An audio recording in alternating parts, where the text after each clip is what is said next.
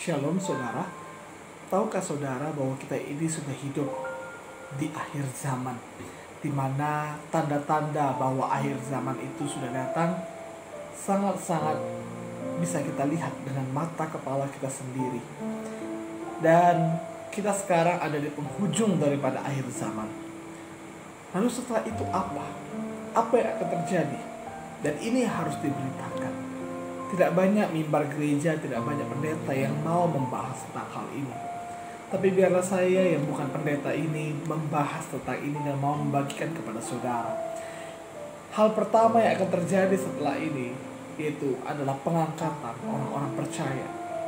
Pada pengangkatan itu kita orang-orang Kristen, orang-orang yang percaya pada Yesus akan terangkat ke surga, di mana Yesus menampakkan dirinya di awan-awan.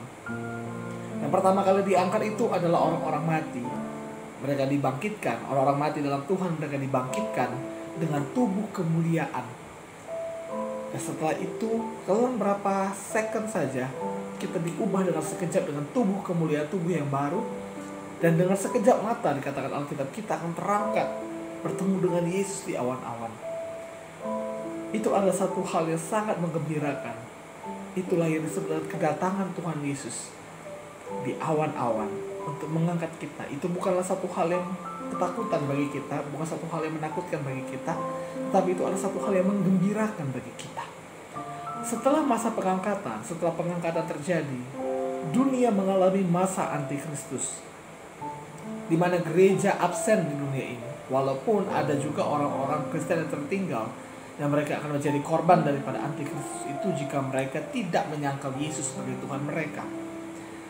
Masa antikristus itu adalah masa yang sangat betul-betul sangat berbahaya, sangat mencekam, sangat buruk, masa kesusahan besar, 7 tahun lamanya. Ya. Dan setelah itu Yesus akan datang kedua kali dengan kita orang-orang percaya, dan dia akan mengalahkan antikristus itu, yaitu pada saat perang Harmagedon. Pada perang Harmagedon, lalu setelah itu Yesus datang kedua kali menjemput untuk membinasakan antikristus itu bersama kita orang-orang percaya. Dan setelah antikristus itu kalah, maka dimulailah kerajaan 1000 tahun. Kerajaan penuh damai, di mana Yesus memerintah di dunia ini selama 1000 tahun lamanya. Di mana orang-orang hidup sangat panjang, di mana bayi akan berteman, akan dekat dengan ular tedung dan tidak mendapatkan bahaya apapun. Dan orang-orang yang hidup di bawah umur 100 tahun dianggap kena kutuk, karena itu adalah masa yang penuh damai. 1000 tahun penuh damai, namun di ujung 1000 tahun itu, ya, 1000 tahun itu Yesus yang memerintah, di mana pusat pemerintahannya itu ada di dunia ini, yaitu di Yerusalem.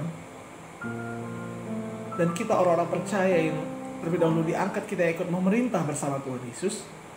Dan pada akhir kerajaan 1000 tahun itu, iblis yang tadi diikat di awal 1000 tahun akan dilepaskan kembali untuk sementara waktu, untuk memikat orang-orang. Dan banyak orang-orang terpikat kepada iblis. Dan terjadilah perang akhir, yaitu perang Gog dan Magog, final war. Dan Yesus mengalahkan iblis, dan iblis dilemparkan ke api neraka. Dan setelah itu akan terjadi pengadilan tahta putih, di mana semua orang-orang dibangkitkan.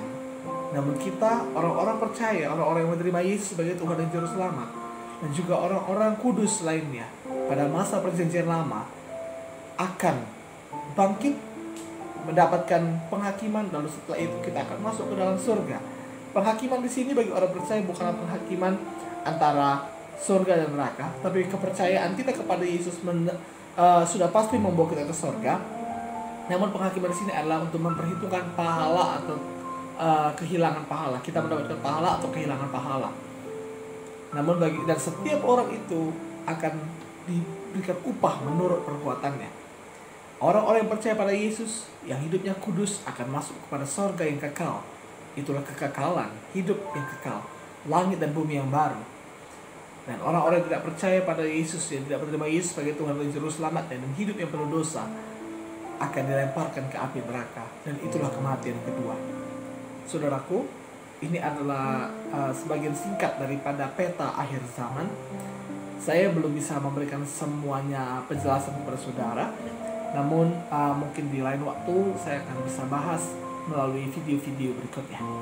Kiranya bisa memberkati. Tuhan Yesus kiranya menyertai kita semuanya.